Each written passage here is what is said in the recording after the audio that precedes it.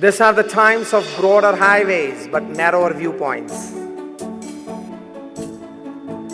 These are the times where man has gone all the way to the moon and has come back. But he finds it difficult to cross the road and meet the new neighbor. These are the times where man has broken the atom and he has produced tremendous amount of energy. But he finds it difficult to break a prejudice. The list is very long describing the state of affairs of the 21st century man and society, but in short you can say that these are the times where we have much to show in the show window and nothing in the stockroom. We live in this century, and as the theme of your conference, we are into the fourth industrial revolution. I myself, I am an engineer. I finished my engineering way back in 1991.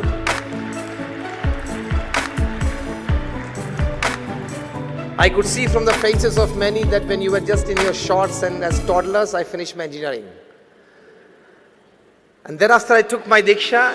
I'm a saint since 26 years, so I know both the parts of the world and both the parts of life. I come from one of the largest organizations in the world, the BAPS Swami Sanstha. How many of you have been to Akshardham at Delhi or Akshardham at Gandhinagar? Almost all of you. I come from that organization. Such small and big, we have 1,300 campuses in 60 countries of the world. We have a permanent seat in the United Nations as an NGO. We do 162 different kinds of social, cultural, educational, medical, environmental activities across the globe. And when I want to talk something to you today about rethinking your goals, I've personally met and sat at least for half an hour with more than 25,000 families visiting their homes in more than 20 countries and 100 cities around the world. So let us talk something about goals as a smart professional and goals as a great human being. We all sitting here, I think all of us are very clear in our minds that we all want to be smart professionals and great human beings. This combination, isn't it? Give me a yes or no. You want to live a good business life, you want to live a good personal life, you want to live a good social life, you want to live a good family life. Yes or no? So we need to rethink our goals, redesign our goals, and rebuild our lives. Not just for the betterment of our own kind, but for the betterment of the society at large. From my experience of personally meeting and sitting at least for half an hour with more than 25,000 families across caste, creed, color, religion, nationality backgrounds, let me share with you something.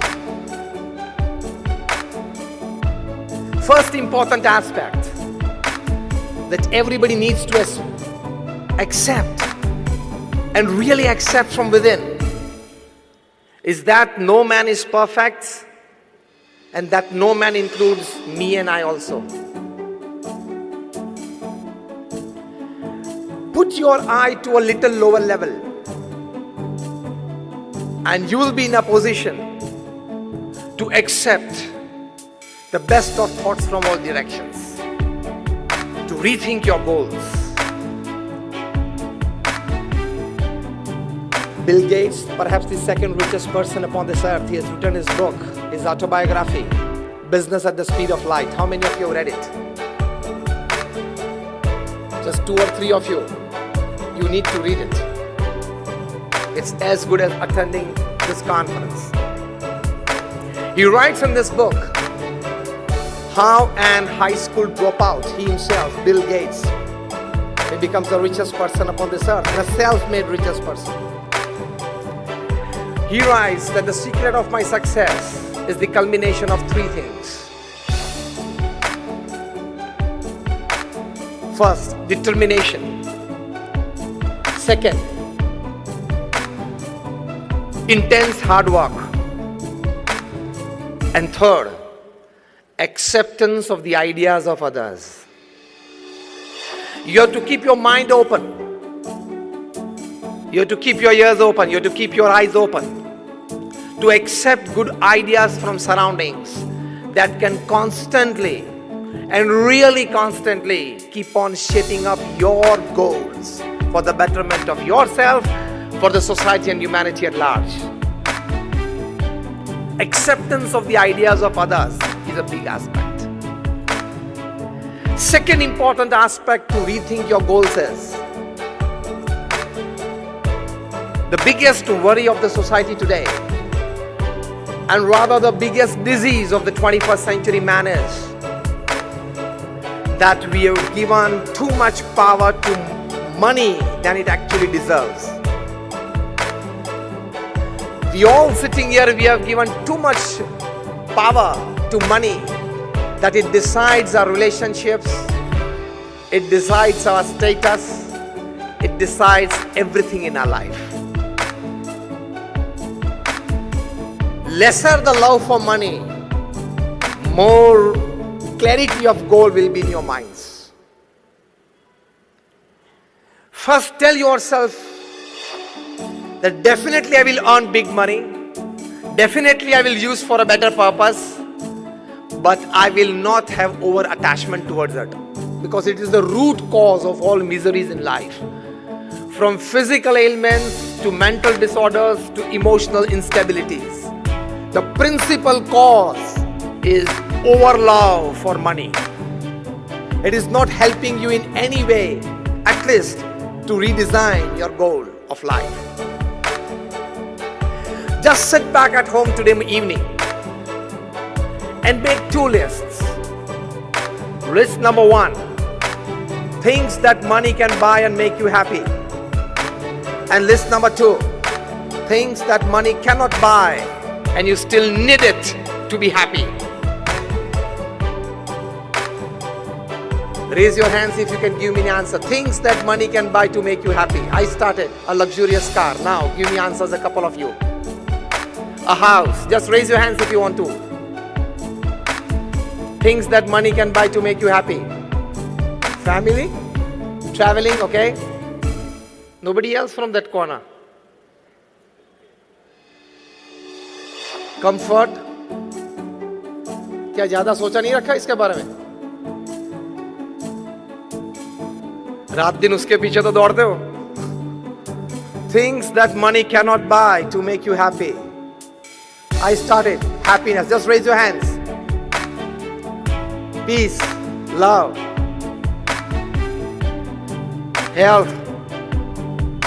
Sorry? Good time with loved ones. I tell you with confidence and my experience of 26 years of speaking at national, international seminars and meeting n number of national, international personalities and reading more than 500 autobiographies and biographies in my life. Let me tell you, if there are 100 things that money can buy and make you happy, there are 1,000 things that money cannot buy and you still need it to be happy.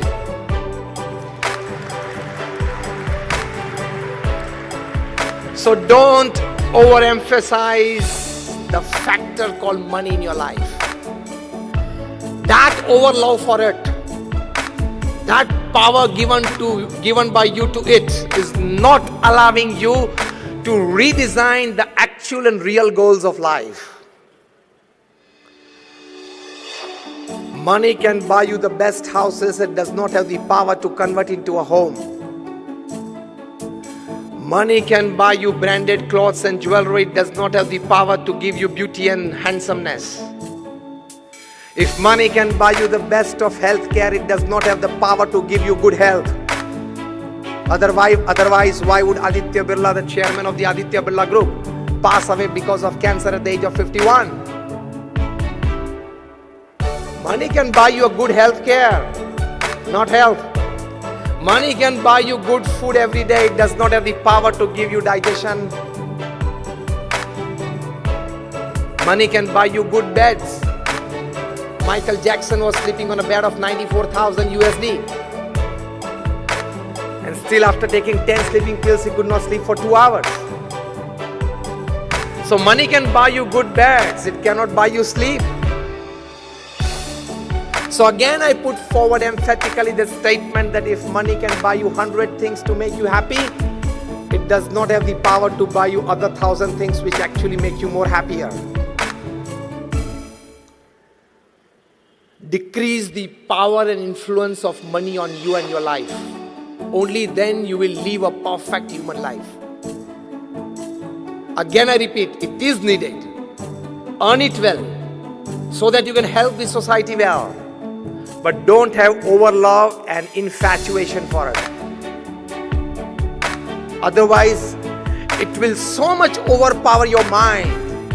It will consume so much of your time that you won't be able to think of any other aspects of life which are very beautiful.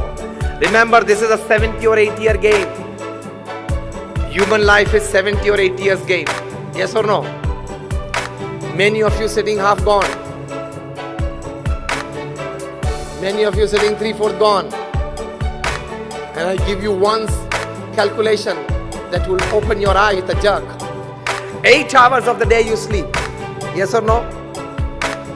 On an average, it will come to 8 hours. When you were a child, you were sleeping 10-12 hours. When you will be old, you will be sleeping 10-12 hours. So average will come down to 8 hours a day. 1/3 of the day you are sleeping, isn't it? Out of 24 hours, 8 hours. So 1/3 of the day you sleep. Straight equation, directly proportional. 1/3 of the life you will sleep. So of the 70 years that you live upon this earth, your 23 years are going to be in sleep. You don't know whether you exist or not. Startling, isn't it? So, need to give a proper thinking to life. Money, power, status, fame. I don't say that you don't go for it. I only say reduce the power of influence of it on your life and you personally. Because all this combined doesn't give you the richness of human life that actually you are here to discover. I'm not just talking spiritual. I can give you n number of examples and incidents from your professional field, from your corporate field, from times immemorial. Napoleon Bonaparte, who was the emperor of France and only one of the 7 people whose name, Napoleon Bonaparte, after his name it's written the Great. Napoleon Bonaparte the Great. People in England used to shiver by his name. 90% of Europe was under him. And he writes in his autobiography that I can have the world at my feet. I can buy any luxuries under this sun and upon this earth. But I haven't seen 6 happy days in my life. Now what is that? You need to think. Elvis Presley, the king of rock and roll, the greatest entertainer upon this earth ever. When he was just 21, there were 78 Elvis endorsed products in the market. His cavalcade was 7 limousines, and each limousine was painted with crushed diamonds on it. So 7 limousines in the cavalcade and crushed diamonds stuck on it, shining cars. He was the first entertainer to travel by private jets, 2 737 Boeings. One is private and second is staff and system. When he used to do his famous swivel and throw his leather jackets in the audience, within minutes it would be into pieces. People would take an Elvis souvenir back home. During his lifetime, when he was just 32, he had self-earned $1,000 million. During his lifetime, 500 million records were sold of his. Now listen. One day when he was playing his famous composition, How Great Thou Art, And his secretary, she just stepped in and asked him, "Sir, how are you feeling at the peak of your career?" He dropped his hand from the piano, he dropped his head down and said, "Very alone. Every evening you are getting an audience of 1,000 plus. Every morning when you wake up and come in the gathering, you have 200 people to come to see you. And you say you are feeling very alone?" And yes, it was true. On 16th August 1977, at the age of 33, Elvis Presley took 40 sleeping pills at night and never woke up. He committed suicide. At the age of 33. Why, with everything that all of us crave for, he had to commit suicide? Not such one example. Why did Dharam Hinduja, the scion of the Hinduja family, at the age of 22 commit suicide? Did he have one Mercedes less? Was he asked not to have one more travel plan? You have to rethink, to redesign your life, rebuild your life. Money, fame, status is not everything in life. Again I say, you definitely go for it because it's a human endeavor, it's a human dignity. But keep a physical mental bar, keep a time bar somewhere, keep a satisfaction bar somewhere, so that other good thoughts from all directions enter your mind to make a fascinating, enriching human life. The most important need for the 21st century is to reinvent himself. Of the 21st century man, to reinvent himself is the most important need. This is the second aspect to be understood before we start rethinking our goals. Recently a book is published and the title of the book is "What They Don't Teach You at Harvard." I'll give you the gist of it. The book contains that for the full development of yourself and to be very clear in your aims and goals in life, you need the complete development of 3 H in your life. First H is your hand. But when only the hand works, it is labor. Second H is your head. When the hand and the head, they work together, it becomes skill. And the third H is your heart. When the hand, head and the heart, all 3 work together, it becomes art. Make every act of your life an art. Put your heart fully into it. This is the essence.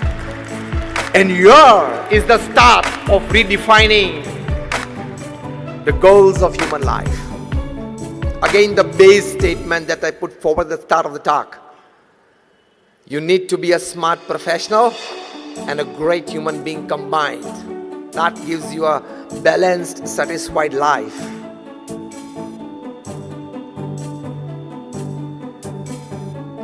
Ratan Tata, he was at a convocation day of a B school just about a couple of years back. And he told the fresh management graduates after all his experience in the corporate world of more than 60 years. He said that don't count your successes and don't count your luxuries by the amount of money that you have in your bank account, by the number of properties that you have accumulated, by the number of relationships that you have in your life, by your social networking skills. This is all not your wealth.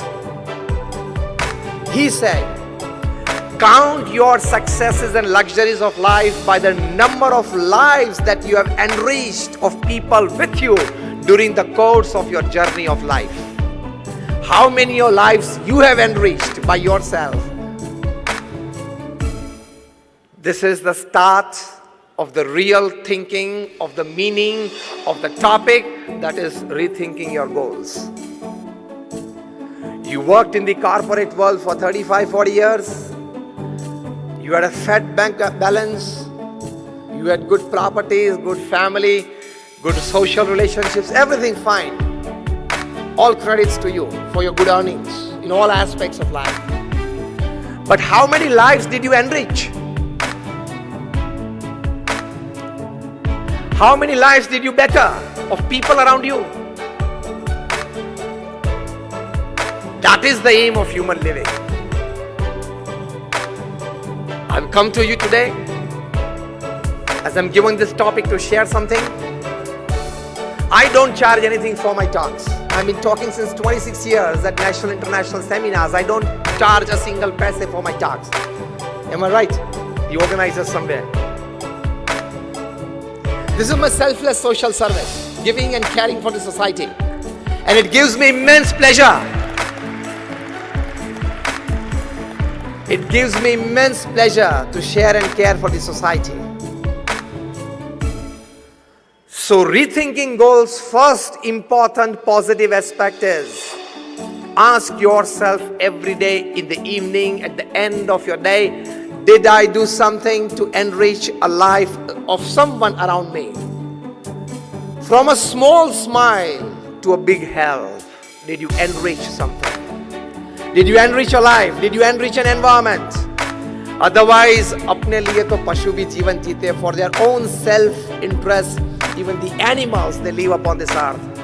If you live only for your growth, for your betterment, for your luxuries, entertainment in life, it is nothing more than a dog life, donkey life, and cat life. It is not a human life.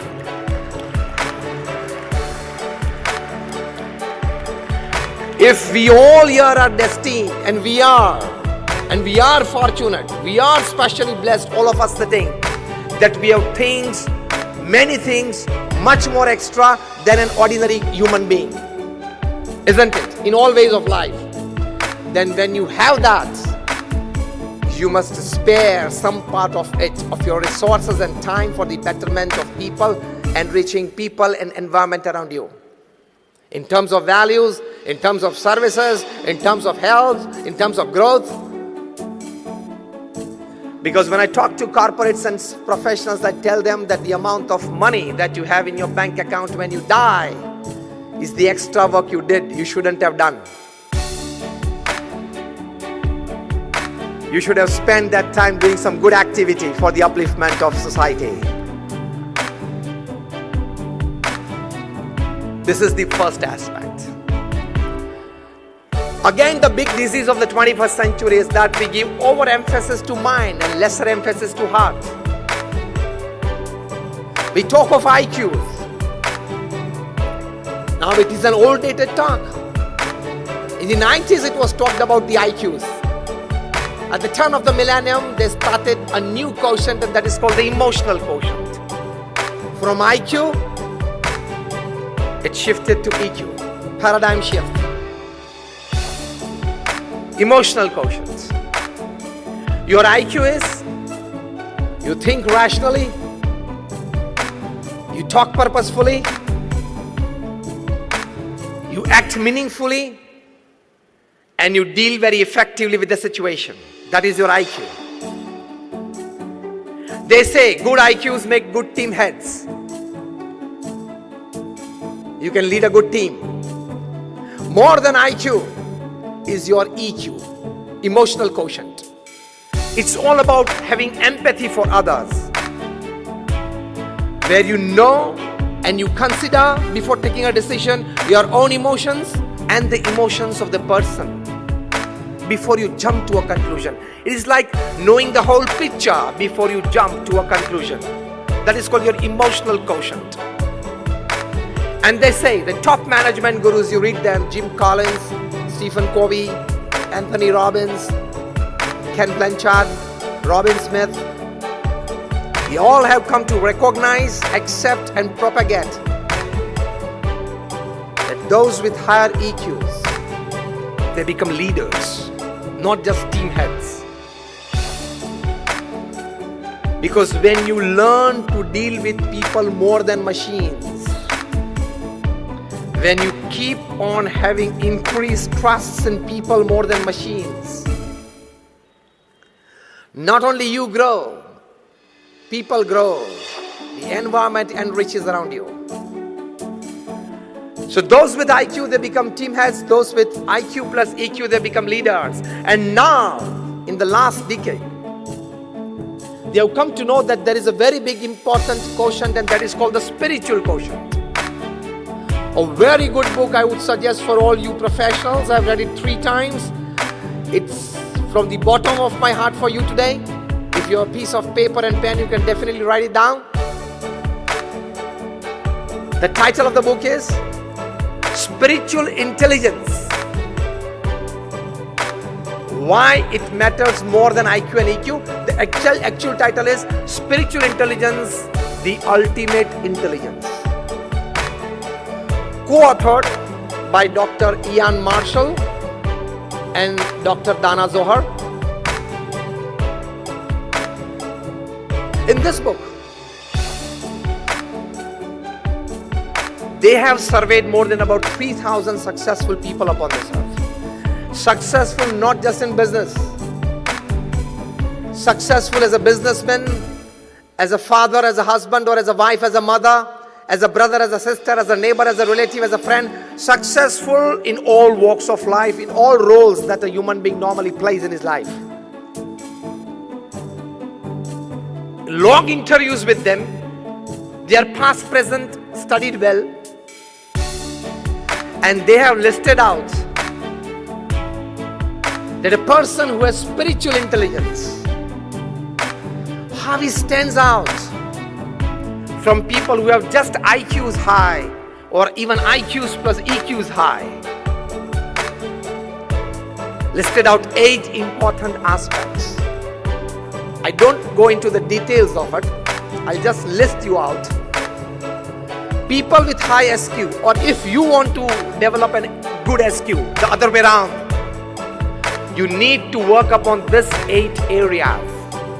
The first is flexibility to change. The new Harvard definition of intelligence is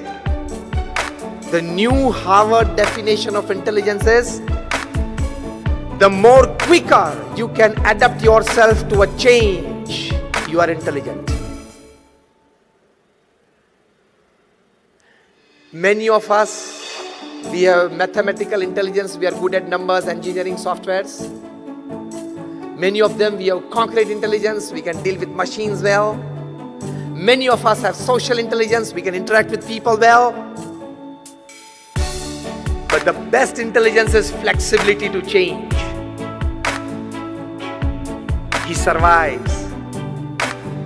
Second spiritual intelligence aspect is self-awareness. What am I? Where am I? What I'm supposed to do? What I'm talking? What I'm looking at? What I need to talk? Who are the people around me? Absolute self-aware person. He never makes a private or a public mistake. That is spiritual intelligence. Third, an ability to face and use suffering of life. Any suffering in your life, personal life, professional life, social or family life, that is part and parcel of life, isn't it? Because life is a package deal. As you give packages to your employees, life is a package deal from God.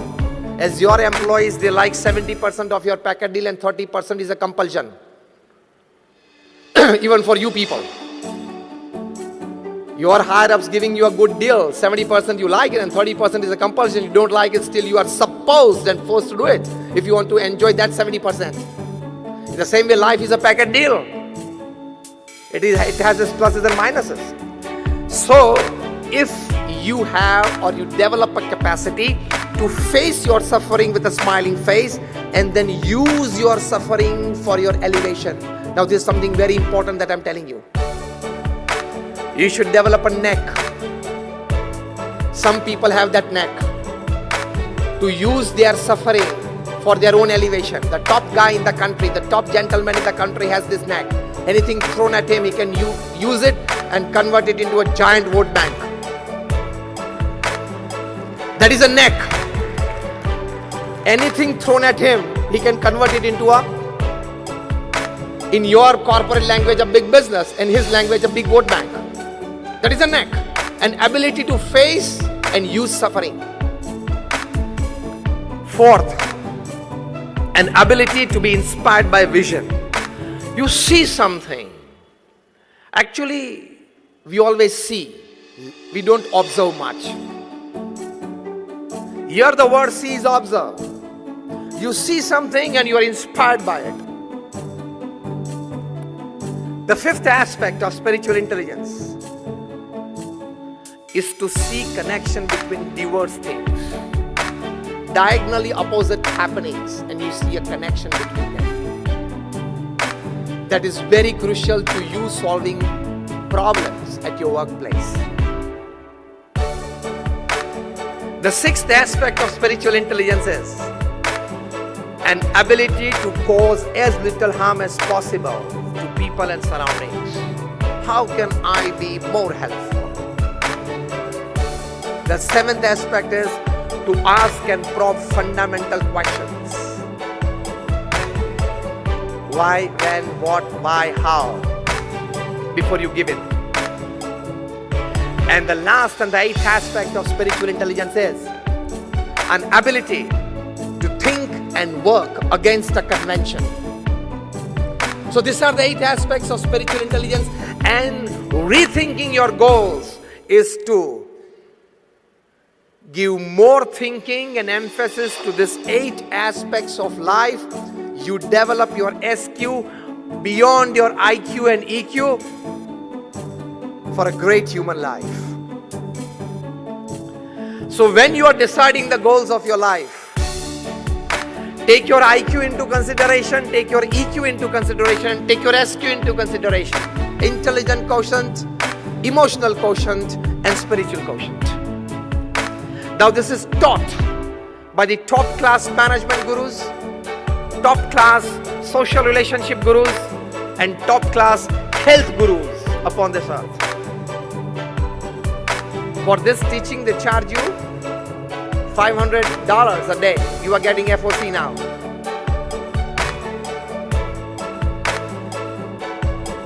Rethinking your goals in the intelligence sector.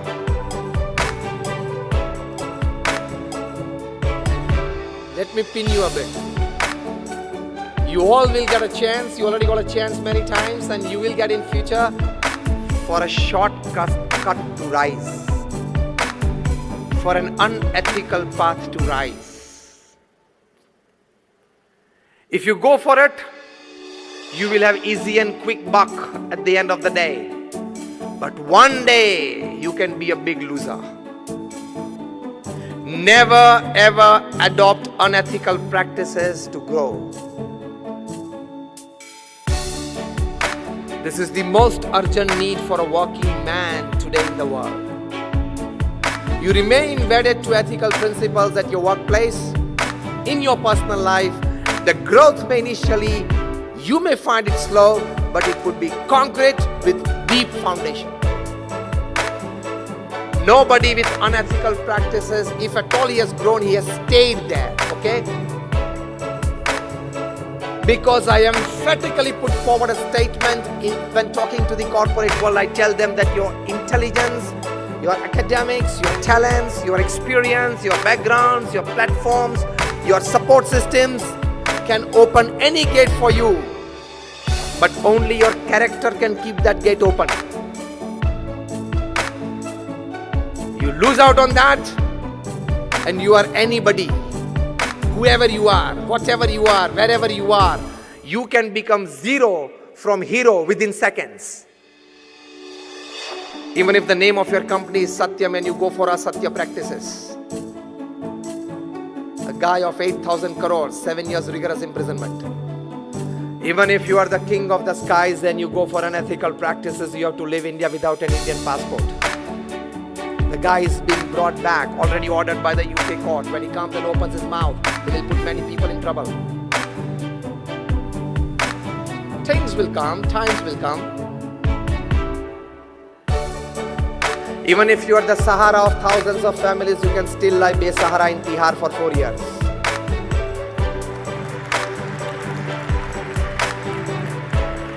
Don't go for unethical practices. Even if you are a spearhead pace attack of India, Indian cricket team, if you go for spot fixing, you can't avoid a life ban on yourself.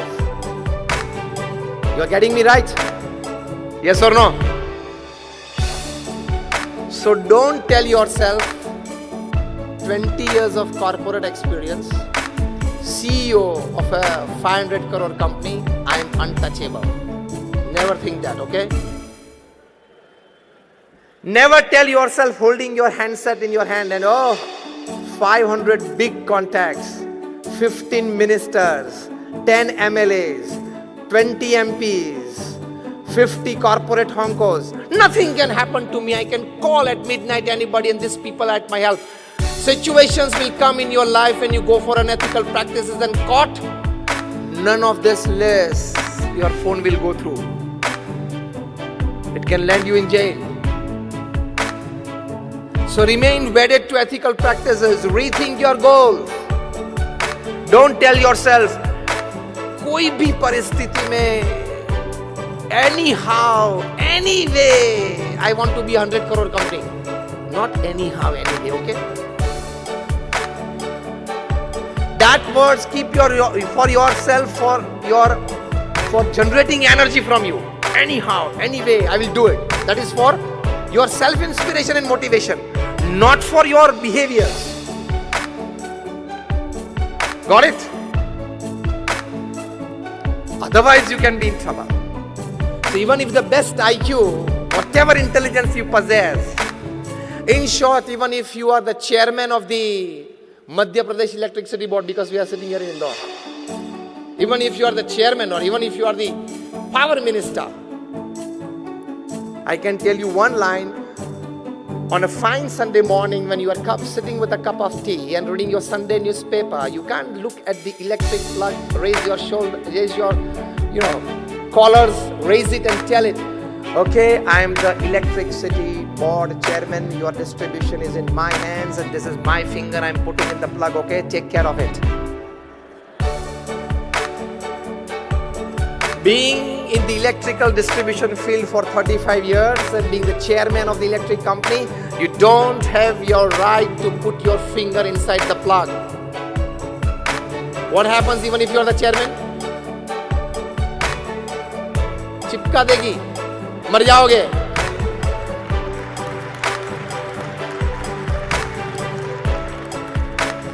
Because electricity doesn't know your power, your position, your status, your wealth, nothing. It knows only human flesh and blood. In the same way, unethical practices done by you doesn't know your power, your position, your status, your wealth. Unethical practices is like electricity. Don't play with it. I'm talking of behaviors at your workplace. Now let me tell you of the latest burning issue, ethical behavior in your personal life. The Me Too movement. Very less speakers would talk on this.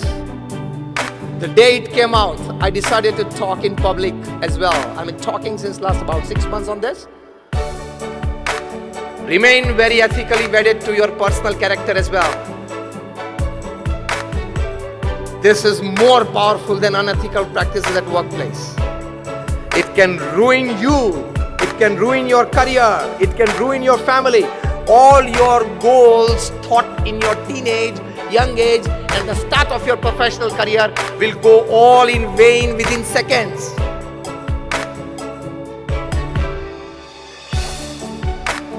Because the earth is round, it doesn't have any corner, so it doesn't have any place to keep your wrongs. We all study science, isn't it? In our high school, I think in physics, we had a force called the buoyant force. When a hard, solid object you try to put inside a bucket filled with water, the water gushes it up, and it is called the buoyant force, but it pushes it up, isn't it? All your wrongs possess a tremendous buoyant force. It has the power to come up in the open and shout, yes, this guy did this. Even a central government minister had to put in his papers because of the Me Too movement. From there, to a giant e-platform CEO in Bangalore. They have to put in their papers because of this. And thereafter I say that today it is the Me Too movement. This generation of ours will see a C2 movement. You know what is this C2 movement? Now we are standing into India 4.0. Am I right? The theme of the conference? The new industrial revolution. You are talking of nanotechnology. You are talking of artificial intelligence. These people will design softwares. Because in future all the cities will come under CCTV, every square inch. Today London is the only city in the world that every square inch of its public space is under CCTV. It will happen to all the cities in future, in the near future. If somebody complains that this guy or this person looked at me in my, like it was like not comfortable to me, and it is caught on CCTV, then it's difficult to prove that, okay, I just looked at it. It was nothing malignous in it. But then this AI people, nanotechnology people, IT people will develop 20-25 types of softwares that if they are put on your vision in the iPhone, it will prove that there was something wrong in it. This is the next step of AI that your conference is on. I was sent the email by the organizers where I read it. I just read the mail. Rethink, redesign and rebuild. That we are in today, revolution, industrial revolution, technological revolution 4.0. This nanotechnology, artificial intelligence, 3D printing, everything is revolutionizing the world. This will reach to that level where your blood will be made in the laboratories. This generation will see that our blood will be made in the laboratories. This generation will see that softwares can prove everything. This generation of ours will see, I'm giving you bigger visions. Our generation today, we sitting, will see that if there is a murder somewhere, even after 1 hour or 1 day after that, they'll be able to click pictures going there. Figures will be there and they can produce a positive picture that you see today that yes, this is a life that you killed. Pictures will be clicked of people after they have left the venue. 1 hour after that, 1 day after that. This will all come into practice. To stand yourself firm in the midst of this revolution. Definitely you adhere to the revolution. That is the need of the times. But at the same time, take more care of your thoughts, your behaviors, your ethical values in life. Only then you will be able to withstand this new revolution. Only then you will be able to flow with the tide of the new revolution. Only then you will be able to manage yourself. Otherwise, you will be a loser. This is much needed today in this 21st century. This is the need of the hour.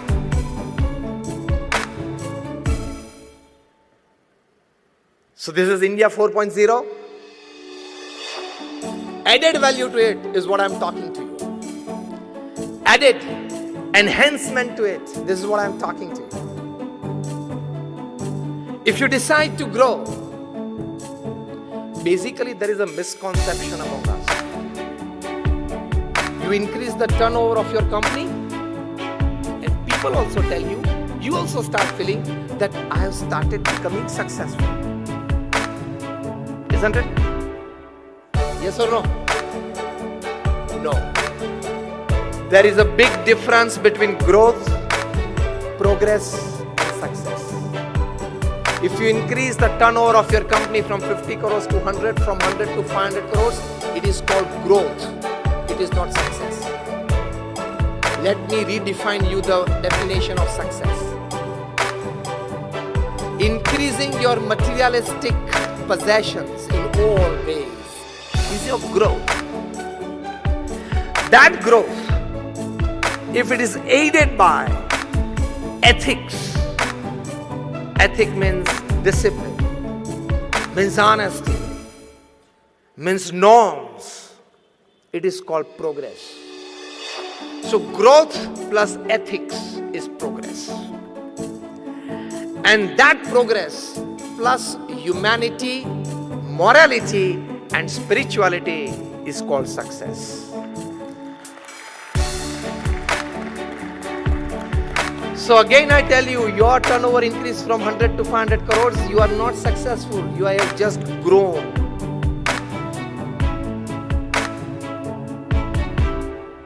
Aided by ethics, you have progressed. Aided by moralities and spirituality in life, it's called success. Because even after having $100 million in your bank account and you are not happy from within, you have just grown, you have not been successful. Successful word itself includes stability, happiness and peace along with all types of your growth and progress. Now rethink your goals. You just want to grow or be progressive or want to be successful? So now, according to this definition, just raise your hands. How many of you want to be successful? That's fine, all of you. Be clear in your thinking. There is this difference between growth, progress, and success. Be very clear about it. Only then you will be able to rethink your goals and redesign your path to rebuild yourself. Let me talk to you about a person whom I have seen so closely for 30 years, observed every act of his life, very closely saw every deed of his life. Pramukh Swami Maharaj, the creator of Akshardham, which you have all been to. In his life, during his lifetime, the intense hard work that he did selflessly for the upliftment of people in all walks of life. He traveled to 18,000 villages in 60 countries of the world, selflessly to uplift people, to de-addict them, to culture them, to tell them that you must send your kids to school, to deep Adivasi, SC, ST areas of the country and elsewhere. People used to write him for their personal family issues. Such more than 7.5 lakh letters he read and answered in his lifetime at an unbelievable average of reading and answering more than 70 letters a day without a Sunday for 45 years. Not just blessings, a clear cut, do this or not. If you go back Monday morning to your office, anywhere where you come from all over the country, and you open your mailbox and you find like about 15 mails, 20 mails to answer before lunchtime, what would you feel? My goodness, first half gone. Pramukh Swami Maharaj answered 70 letters a day without a Sunday for 45 years. He met more than 500 people a day, personal audience to them, listening to their issues and guiding them well. He has been to Akshardham, such 1,300 campuses he single-handedly built and administered in 60 countries of the world. You all sitting here, you are handling one house, one family, one office, that is a manufacturing unit, one manufacturing unit, maybe a trustee or a patron somewhere in a couple of institutes, and by the end of the day, by the evening, you go mad. Isn't it? He single-handedly erected and administered well more than 100 hospitals, schools, hostels and colleges. You go on number 8 National Highway from Abu to Mumbai, every 50 kilometers you will find our institute. He personally visited more than 3.5 lakh homes, offices, shops and factories. Imagine. And I tell you, when it comes to NGO working, corporate working is easier than NGO working if you are going in an NGO to this class. Because in your corporate world, the system of working and relationship is pay and smile. Your pay is liked by your employee and so there is a smile on his face, and your employee's work, you like it, so there is a smile on your face. So you are paying him in money, he is paying you in work. So it is called the pay and smile relationship. What we in NGO, when we are full time,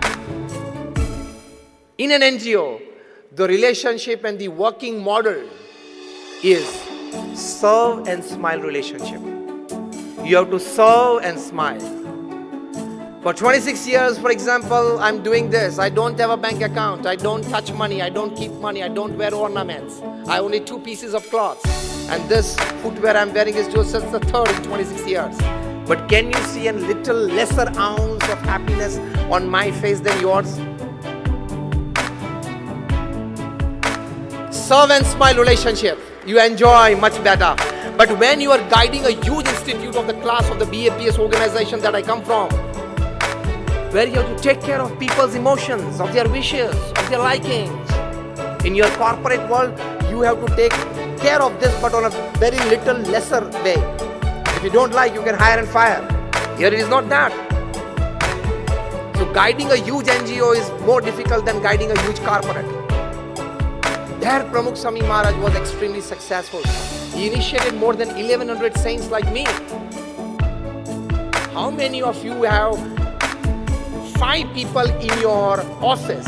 Let me ask you a very blank question on your face. How many of you sitting here have at least 5 people in your office who have been working with you since more than 20 years? Not more than 10 hands raised. So here comes the importance of serve and smile relationship. Of the 1100 saints that we are in the organization, more than 750 of them are graduates, postgraduates, chartered accountants, doctors and engineers. Out of them, more than 150 of them are born American and British citizens. Out of them, more than about 50 of our saints are graduates, postgraduates from Carnegie Mellon, Yale, Keelung, Harvard, Oxford, Stanford. Many of our saints have left aside $100,000, $200,000 of jobs.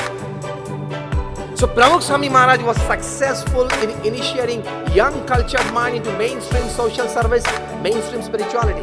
It is a huge success.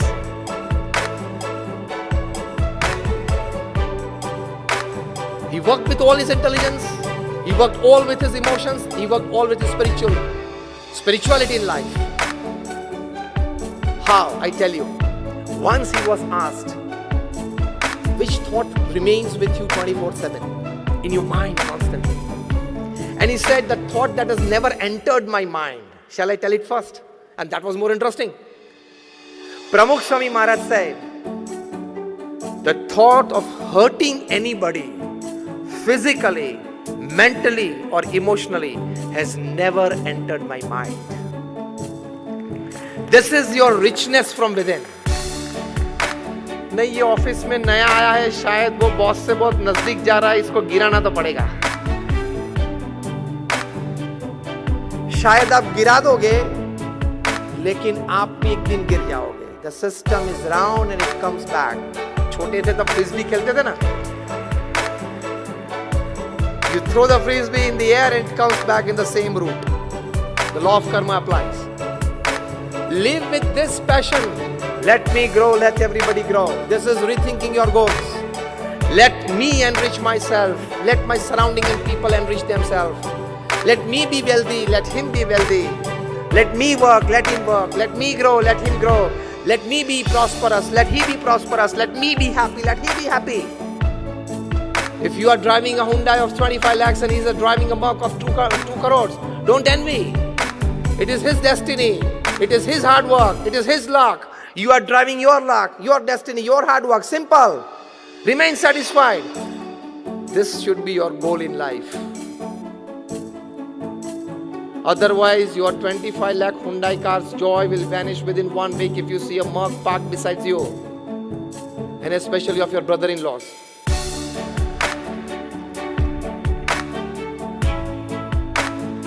Rethinking your goals is this.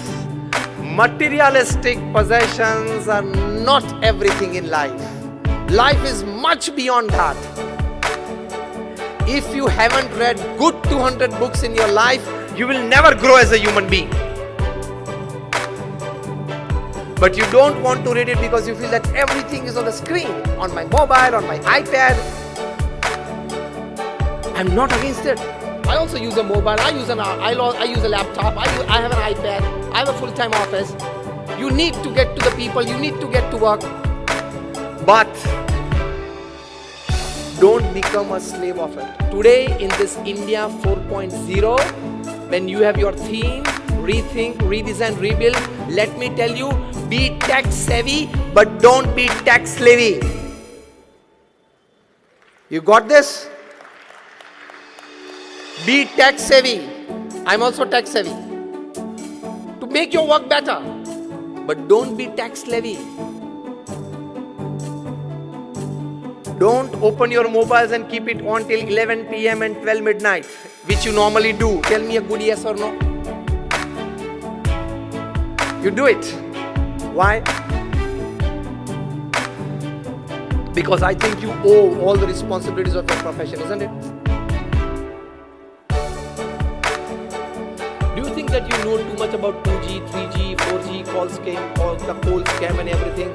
That someday at 11:30 p.m. you may get a call from the PMO to make you a member of the Joint Parliamentary Committee and you don't accept that phone because you have gone to sleep, and then it's a big non-service to the country.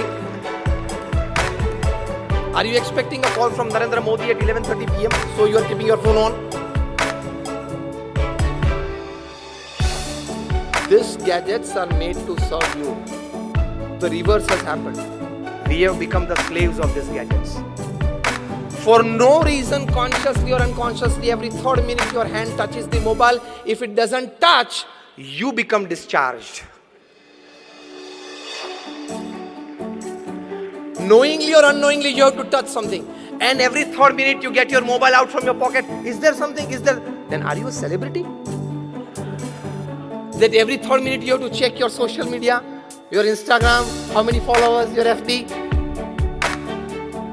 Somebody asked me, Swami, are you on Facebook? I said, no, I face the book.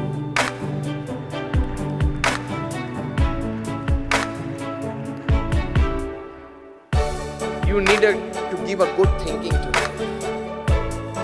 Otherwise, your life will end. 8 years will go. And at the end of your life, you will feel, my God, gone. Read a good book. I again give you a good book to read. The title of the book is The 5 Regrets of the Dying. Written by an Australian nurse. Her name Bronnie Ware. This book remained the bestseller in the New York Times list for 64 weeks.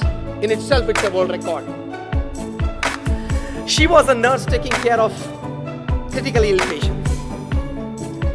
And secretly, because the patients knew that they were going to die in another 2 to 5 weeks, the family members knew, the paramedical staff taking care of the patient knew. So it was obvious. But this nurse, when she and the patient were alone in the room, she would ask the patient to fill up this form. That, sir, or the lady, that when you are leaving this world, when you know that in the next 5 weeks you will leave this world, what do you cherish and what do you regret? From an ordinary carpenter to a CEO, to a family business owner, whole range of people have responded. She started a blog that became famous. She was advised to write a book. She wrote a book. It became famous. The book made her a millionaire. The title of the book is 5 Regrets of the Dying, in which she writes that all this more than 1,000 range of people who responded to me, they had these 5 regrets in common at the end of their life. Again, I repeat, from an ordinary carpenter to a CEO to a family business owner. The first regret they had, why upon earth did I work so much like a donkey? The first regret. And you all say, no, I want to put 10 hours of work, 12 hours of work, 14 hours until I become a 100 crore company, I will put 15 hours a day. Foolishness. You have not understood life. You don't know what is the goal of life. Mukesh Ambani is not drinking curry in the evening made up of liquid gold, okay? You got it? He is also drinking curry made up of buttermilk that you and me eat, and what you will eat in the evening, dinner. He is not chewing gold biscuits, okay? Glucose, like you and me.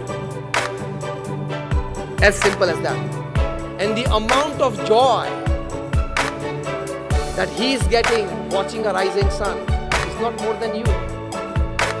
The amount of joy that he is getting seeing the tide and the ebb of the sea is not more than you when you get it watching it. The natural resources of happiness are same for everybody. Man-made happiness sources can differ, but they don't last lifelong. Rethinking your goals is being more dependent upon natural happiness that is within you than artificial happiness. This is the need of the hour. I'm not against technology. I'm just into the last minutes of my talk for the organizer. I'm not against technology. Everything must grow, from nanotechnology to AI. But we need to put a line of demarcation somewhere. More of technology, at the same time, it has one cruel thing that it carries with it, more of crime. When Werner von Braun, he invented the rockets that could send satellites into space. At the end of his life, he writes in his autobiography, I'm putting him in not just word to word, but letter to letter. He writes that for only with God reinstated in the hearts and minds of people that He would advise us. He would inspire us to work more on the technological sides and much more on the ethical sides to save us from the dangers of technological revolution. I'm not against artificial intelligence, but we will have to put a bar somewhere. Otherwise, it will snatch away many level 3, level 4 jobs. And this level 3, level 4 job people, they don't have alternates to earn. They have only one skill or one type of thinking, or they know only one work sphere. And when that job is taken away by artificial intelligence, he will have no option but to commit a crime, to fill his stomach and the stomach of his family members. Again, I repeat, I'm not against it, but we'll have to put a bar somewhere. Technology should be helpful in your growth, progress and success. It should absolutely mind in taking away the jobs of small people. More jobs gone of small people and you will invite more problems in society. More kidnappings, more murders, more shootouts, more terrorism. So you will have to put a bar of demarcation, a bar of discrimination, a line of control. To what extent we can go in this sphere? If machines will start doing everything, what will you and me do from the morning? And from early childhood, we have heard and learned a proverb: an idle mind is a devil's workshop. So your and my mind will be devil's workshop after full development of AI. Then what will we do? Commit crimes. No other business. So this is also a small but a very important aspect that we must consider, which is very much necessary, rather absolutely. Coming towards the end of my talk, when you decide the goal of your life, many of us have decided, but rethinking to it, being a smart professional and a great human being, that is the combination. Keep faith in God. Keep faith in His doership. To work, when you go to work, tell yourself that nobody is going to help me. I have to work my way. And at the end of the work, don't think much about success or failures. Give it to God. Let Him give me the result. My job was to put my all resources that I have into my project. Rest, He decides, I accept it. That will give you a wonderful, peaceful life. Because if there are 10 factors affecting the success of your project which are in your hands, there are 100 factors that affect the failure of your project which are not in your hands. Here is where Lord Krishna tells Arjuna in Srimad Bhagavad Gita, Karmanyevadhikaraste ma phaleshu kadachana. Krishna tells, today top corporate honkos are trying to accept this. What did Krishna tell? He tells Arjuna, now remember or listen very carefully. Arjun, your job is to perform your duty well. Put all your resources to bring success to you. But final results, I will decide. Whether to give you, not to give you, how much to give. This is very clear. I can prove this to you practically today, right in front of you. Logically, I can get a yes from you when I ask you. All of you have an experience. All of us have an experience that sometimes we planned very well, we executed very well, and yet we did not reach the peak of success that we wanted, lesser success, or sometimes we failed. Yes or no? The other way, again a yes from you. Sometimes you planned less. It was all in a hurry. You were not satisfied by the execution of it, and yet you got results beyond your imagination. Yes or no? Tell me a big yes. It has to be yes. That means sometimes the best of planning, you got lesser things. Sometimes the worst of it, you got more things. That means some factors invisible to you are getting applied on it, which are beyond your control to bring successes to you. That is decided by God. So I am of the opinion, and you should be of the opinion, do your duty to the best of resources that you have. Put all your brains, talents, experience, know-hows, connections, everything into your project. But by the end of the day, when you retire, pray to God and tell, I have performed my duty well to the best of my knowledge. I will accept the results, and you will be an absolutely tensionless, peaceful at mind person with a good sleep without a sleeping pill.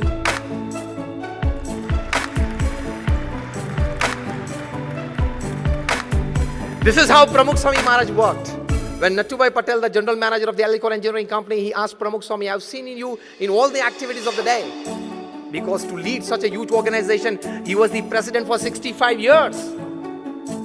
I've never seen a wrinkle of tension, of depression, of tiredness, of agony ever on your face. How? Pramukh Swami said, in the morning we pray to God and accept all the work of the day that I have to do. Make a list of it. I do it till the end of the day to the best of my knowledge and resources.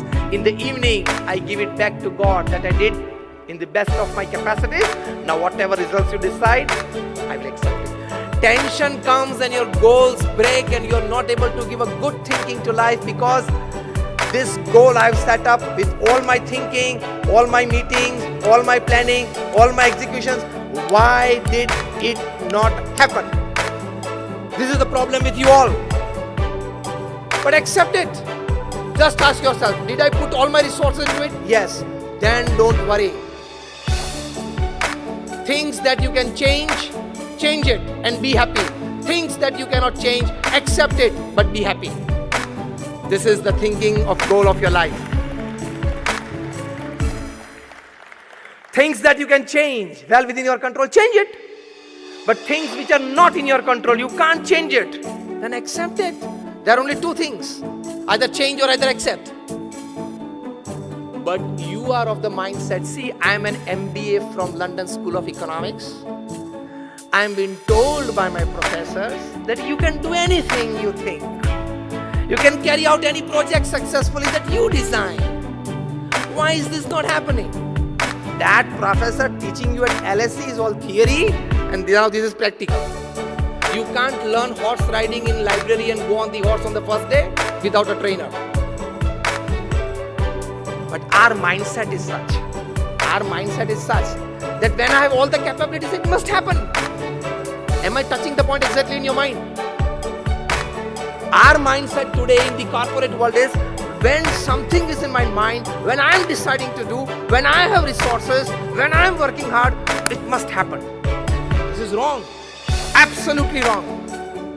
Go for a big try, but accept at the end of the day to remain stable, to maintain the emotional equilibrium.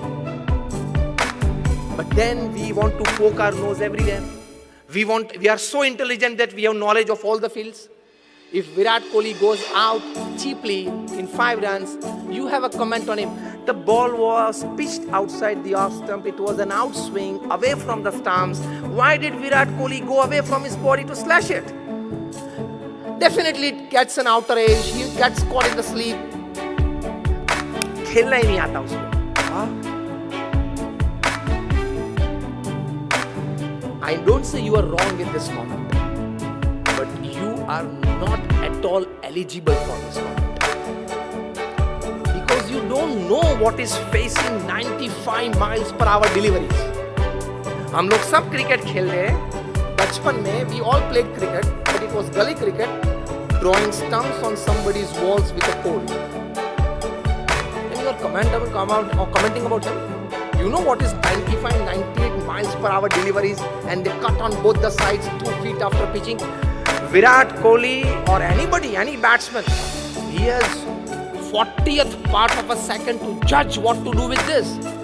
They don't have big times like you to sit in offices for 2 hours of meetings. That you decide a project what to do with this.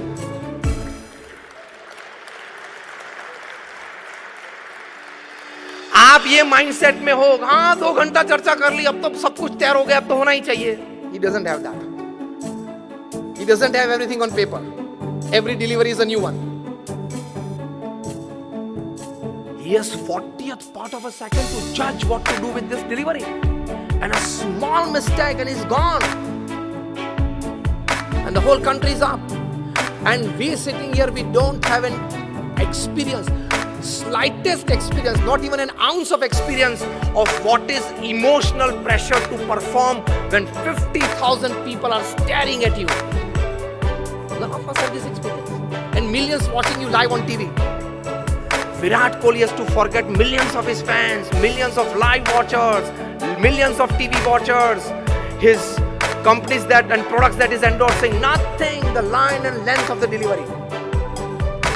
When I talk to students, I tell them the amount of energy that Virat Kohli uses in one day, if he plays the whole day in his concentration, is the amount of energy that a 12th standard student uses in last 3 months of his preparation of exam. Tremendous energy and concentration. And you start commenting about him. Rethinking of your goals. Remain restricted to yourself. Go deep in your field. Have superficial information about things so that you may be in the society. Go deep in your field and enjoy your life. You are all here, and me too, are least concerned why Trump won over Hillary in Philadelphia, in Florida, in California. We must only know that he won against Hillary and he is now the president of US. Philadelphia में ये issue था, Florida में ये था. Why are you concerned sitting here in Indore? You open up page 3 in the morning. You are a fool. Why are you opening it? Why you do want to go deep into people's lives? I tell you, you people sitting here know more about Hollywood, Bollywood stars than your children. If I ask you 5 names of your children's friends, 90% of you will not know. And if I ask you give me 5 names of Bollywood, Hollywood and Indian cricket team, you will give me 10. You don't know the goals of your life. You and your family are top priority. And I give you in one sentence all the stories of page 3 right from the day it started to the day it will go. Shall I tell you? So you don't have to open page 3 every day in the morning. Every morning 2 people come together, and every evening 2 people who had come together yesterday, they parted. This is page 3 story. Every morning 2 people come together, an actor and an actress. And every evening, those 2 who came together yesterday, they parted. These are stories of page 3. Why are you putting yourself into that gossip? And then you pick up the phone and tell your friend, पता चला तेरे को उसको ये हो गया. You are a fool.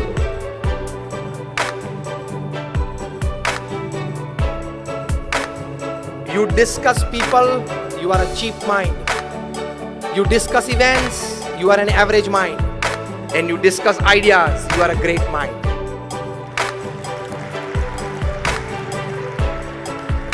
Now check your category. Now check your category, which type of mind you are by the type of the discussions and the activity that you do. Faith in God is stabilizing yourself by your thought processes.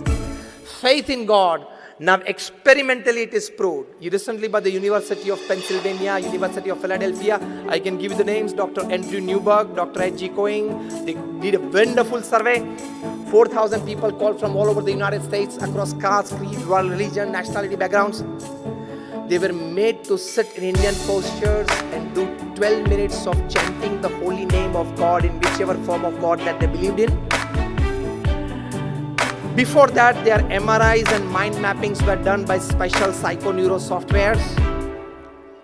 After the experiments for 8 weeks, again their mind mapping and MRIs were done by psychoneuro softwares version 2.0.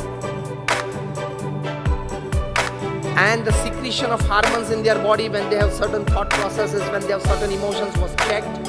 And you know the final outcome. You can read this on the website of University of Pennsylvania and Philadelphia. And with them there was an NGO called the Child Friends. Their CEO is Philip Fletcher. I'm giving you the names, you can read it. They found out it was an absolute scientific experiment that 12 minutes of chanting the holy name of God in the first age group from 4 to 12 age children, they found that they had 23% increase in their memory power. Isn't this good for your growth, for your progress and your success? In the age group of 12 to 22, teenagers and youngsters, 12 minutes of chanting the holy name, they found at the university, these two scientists by their psychoneuro softwares, that they had 15 to 18% increase in their willpower and confidence. Isn't this a big gain in life? The third age group, 22 to 60, most of us that we are sitting here today, working age group, they had about 15 to 20% increase in their buffer capacity. That is the capacity to absorb shocks of life. क्योंकि जितने भी shocks आते हैं ना ये age group में आते हैं 22 to 60, personal life, family life, professional career, everything, professional career सभी में इसी में आते हैं. And the last age group was 60 to 80.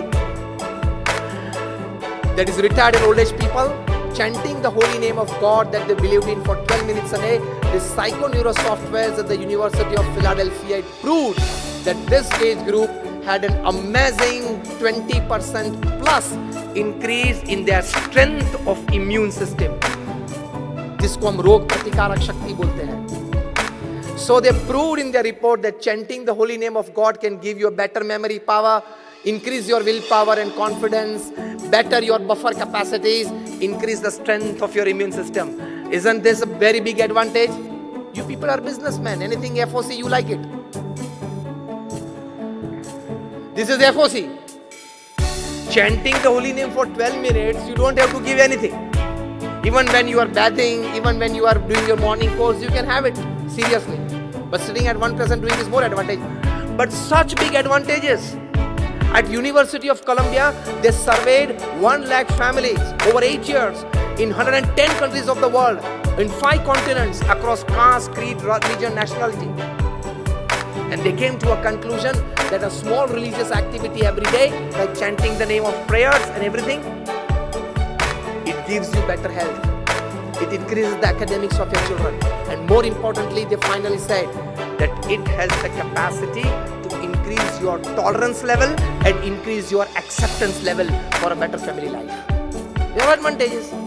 So, rethinking your goals, principle in one line of all that I talked today is don't just go for your materialistic pursuits, your wealth, your status, your fame. At the same time, try to be a great human being where you have all the good values and virtues. You distinguish yourself from an ordinary animal life.